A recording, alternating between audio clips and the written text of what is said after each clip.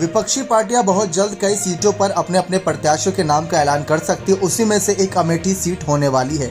जैसा कि आप जानते हैं कि सबसे पहले इंडिया दल की नज़रें उन सीटों पर रहेंगी जो पिछले चुनाव में बड़ी पार्टियों ने हारी थी। जैसे कि कांग्रेस पार्टी ने पिछले चुनाव में अमेठी सीट हारी थी, जो कि सबकी उम्मीद से बाहर थी कि अमेठी पर कांग्रेस की हार भी हो सकती है। स्मृति ईरानी जीती थी।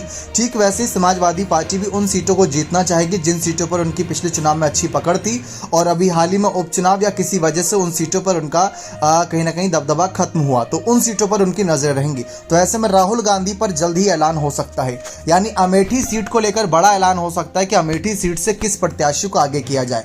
क्या वह प्रियंका गांधी होंगी या राहुल गांधी होंगे या कांग्रेस के किसी और नेता को सीट से स्मृति ईरानी के खिलाफ मौका मिलेगा। देखा जाए तो काफी पुरानी सीट रही अमेठी कांग्रेस के लिए, गांधी परिवार के लिए, तो वहां से राहुल गांधी के ही उतरने की बहुत ज्यादा चर्चा है कि राहुल गांधी पिछले दो चुनावों की यानी 2014 और 2019 के चुनावों की हार का बदला पीएम मोदी से तो लेंगे ही लेंगे, लेकिन अमेठी जो हारे थे उस हार का बदला भी स्मृति ईरानी से लेंगे।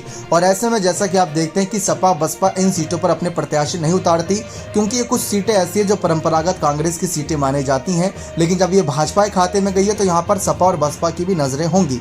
इसी को लेकर इंडिया अलायंस जल्द ही इन सीटों पर अपने अपने प्रत्याशियों का अनाउंसमेंट कर सकता है। और अखिलेश यादव ने भी अभी हाल ही में कहा कि वो कुछ वीआईपी सीटों पर जहां पर बीजेपी के बड़े बड़े नेता हैं उनके खिलाफ पहले ही अपने अपने प्रत्याशी को उतार देंगे।